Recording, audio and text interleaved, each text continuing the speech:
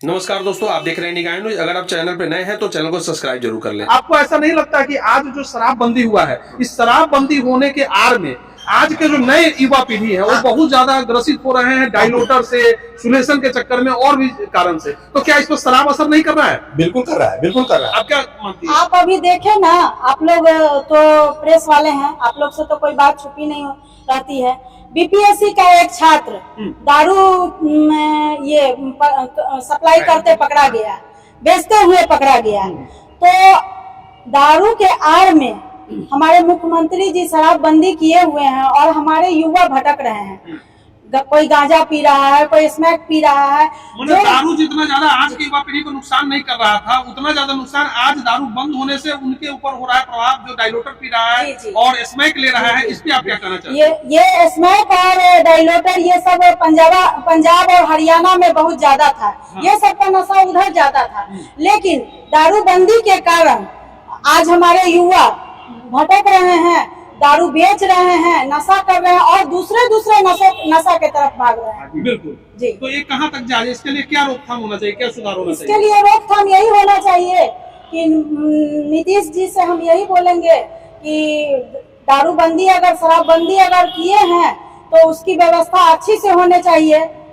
प्रशासन है, देश में प्रशासनिक व्यवस्था जो है, जो पुलिस की व्यवस्था है, मोटा मोटी 90,000 95,000 पुलिस है। उसमें करीब करीब जो है हमें लगता है कि 40-45 हजार को तो सिर्फ शराबबंदी पे लगा दिया जाता है कि उसकी चेक करो, प्रचार करो। आम व्यवस्था भी लचीलापन हो गया है। बिल्कुल। और इसके कारण आम व्यवस्था पे जो लचर हो गया है, सब लोग सिर्फ नोच और खसोट में लगे हुए हैं। बिल्कुल। आपको ऐसा नहीं लगता कि आज समाज में जो दारू बेचने वाले हैं उससे ज्यादा अंश दारू पीने वाला है? बेचने वाले को कुछ नहीं किया जाता और पीने वाले को 6 लाख लोगों को आज अंदर पहुंचा दिया जाता है। और बेचने वाले लोग 2% लोग जो है वो 90% लोगों को परेशान कर रहा है। परेशान कर इस रहा पे है, आप क्या बिल्कुल। कहना चाहते हैं? मैं कहना चाहता हूँ कि शराबबंदी लागू करने के लिए आप पहले एक ढांचा तैयार करते, बिल्कुल, और उस ढांचे के अनुकूल काम करते। आपके महकमा के लोग उससे कमाई कर रहे हैं, जिनको आप लगाते हैं रोकने के लिए वो स्मगलर से कमाई कर रहे हैं। इसलिए यहाँ भी समाज ग्रसित हो रहा है, दूषित हो रहा है। मतलब शराबबंदी इसलिए नीतीश जी की है कि आम लोगों का, जनमानस का कुछ भला हो सके, कल्याण हो सके, पर यहाँ कहीं हकीकत नहीं दिख रहा है। और उल्टा अनमानस जनमानस जो है, जो आम जनमानस है वो परेशान हो रहा है। उल्टा लोग जेल में जा रहा है। पीने वाले लोगों पे सख्ती किया जाता है, जबकि बेचने वाले लोगों पे किया जाना चाहिए। और सच्चाई यही है कि आज कहीं न कहीं जो मेन महकमा में जो लोग बैठे हुए हैं वही कहीं न कहीं दारू के इस बिजनेस में लिप्त है। कहीं न कहीं ये सारे के सारे लोग इसमें लिप्त हैं और ये सारी कमाई जो जमी से आ रही है वो आसमान तक जा रही है। बिल्कुल। इसमें क्या कहना चाहेंगे आप? हम तो अपने बिहार के मुख्यमंत्री आला कमान से यही कहना चाहेंगे कि शराबबंदी अगर कानून लाए हैं तो उसको अच्छे से निर्वहन करें, नहीं तो उसको शराबबंदी को खोल दें और हाँ, बिहार का जो रेवेन्यू है वो सब आए और वो दूसरी व्यवस्था को भी देखें।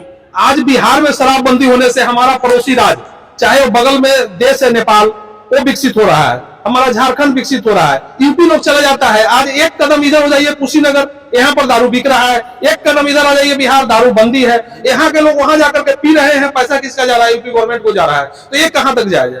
तो हम लोग के राजस्व घाटा हो रहा है ना, कहीं ना कहीं घाटा हो रहा है। जी, तो इस चीज को सुधारने की जरूरत है। हमारे मुख्यमंत्री जी सिर्फ बालू पर, दारू पर ध्यान दे रहे हैं, विकास पर तो ध्यान दे ही नहीं रहे हैं। बिल्कुल। और आज उनको तो मैं संदेश दे ही दी हूँ कि अगर दारू आप शराबबंदी अगर कानून किए हैं तो उसको अच्छे से लागू कीजिए, उसको अच्छे से निर्वहन कीजिए। और अगर आपसे नहीं होता है तो शराबबंदी खोल दीजिए, जिससे कि राजस्व को भी लाभ हो। और मैं नीतीश जी से और तेजस्वी जी से यही बात बोलना चाहूंगी कि आज आप लोग जो डीआईजी साहब को लाए हैं, भट्टी जी को लाए हैं, कि प्रशासन को, दारू माफिया को, सबको अच्छे ढंग से चलाया जाए। तो मैं डीआईजी साहब को एक ही संदेश देना चाहूंगी कि पहले आप अपने प्रशासन को ठीक कीजिए, गरीब को मत सताइए। सबसे बड़ी बात है कि आज प्रशासन की व्यवस्था को चुस्त और दुरुस्त करने की बहुत जरूरत है, क्योंकि बिहार में शराबबंदी सिर्फ नाम मात्र का कागजी खेल है। बशर्ते रियलिटी जो है यही है, जमीन की धरातल यही है, ग्राउंड रिपोर्ट की कहीं भी शराबबंदी नहीं है। आप अगर आज यहाँ शराब ढूंढेंगे यहाँ मिल जाएगा, बस एक के दाम में 3 गुना दाम में आपको मिलेगा, और वह भी जहरीली शराब मिलेगा। तो आज से पहले कम से कम था कि लोग एक समुचित जगह पे जाके पीते थे, पर नीतीश कुमार जी आपको सोचना चाहिए कि आपने ही एक समय था जब गली गली जाकर शराब खुलवाया था, चौक चौराहे पर खुलवाया था, और सबको पीने की आदत आपने दे डाली। और जो बच्चा सिर्फ दारू पीता था, दिन भर 400 रुपया कमाता था, 100 रुपए का दारू पी के चैन से सोता था, आज वह व्यक्ति दूसरे नशा का शिकार हो गया है, डायलोटा का शिकार हो गया है, जो है सो वह सुलेसन पीता है, वह दूसरा स्मैक लेता है, जिससे उसके शरीर पर बहुत ज्यादा हार्मफुल होता है, और वह कहीं ना कहीं नुकसानदायक है। और इस सब के जिम्मेदार कहीं ना कहीं आप है। और फिर आप एक अच्छे पद पे होते हुए, एक सब जो सम्मानित पद पे होते हुए, आपके मुंह से कहीं भी ये शोभा नहीं देता कि आप ये बोलते हैं कि मैं क्या करूं अगर कोई पीकर मरता है तो, क्योंकि पी के मारने वाले भी कहीं ना कहीं आप हैं। क्योंकि आप कहीं ना कहीं यह चाहते हैं कि एक तरफ बंद करते हैं, दूसरी तरफ बंद का ढकोसला करते हैं, तीसरी तरफ दारू बेचवाते हैं। यह आम जनता की राय। शराबबंदी क्या, इस पे क्या कहना चाहेंगे आप? जहां एक तरफ शराबबंदी है, जहां कहते हैं सरकार हमारी कहती शराबबंदी है पूर्णतः, और वही दूसरी तरफ जहरीली शराब पी करके लाखों लोग मर रहे हैं, हजारों लोग मर रहे हैं। खासकर अभी नजदीक में जो है बिल्कुल सैकड़ों लोग मरे हैं सारण में। तो इस पर क्या कहना चाहेंगे? जी नमस्कार। आप जो अपने चैनल के माध्यम से हम लोग के पास आए, इसलिए आपको बहुत बहुत बधाई, धन्यवाद। हम माननीय मुख्यमंत्री नीतीश कुमार जी से कहना चाहते हैं कि आपका यह दारूबंदी जो है बिल्कुल फेल है।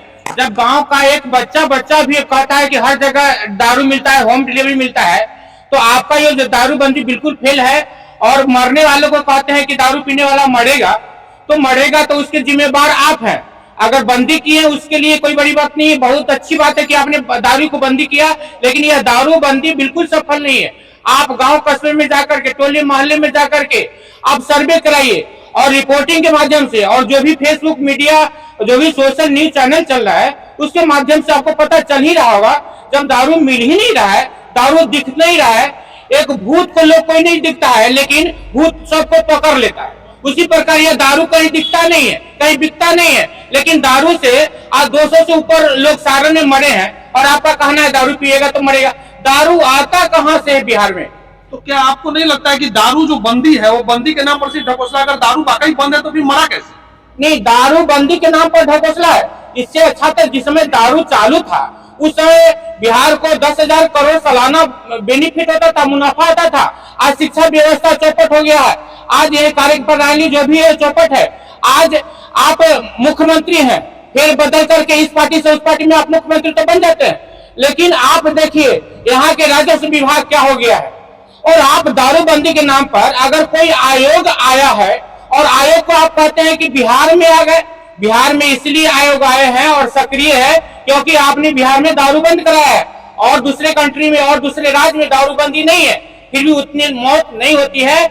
और 10,000 करोड़ जो सालाना लॉस है, यह बिहार के आम जनता पर उसका प्रभावित हो रहा है।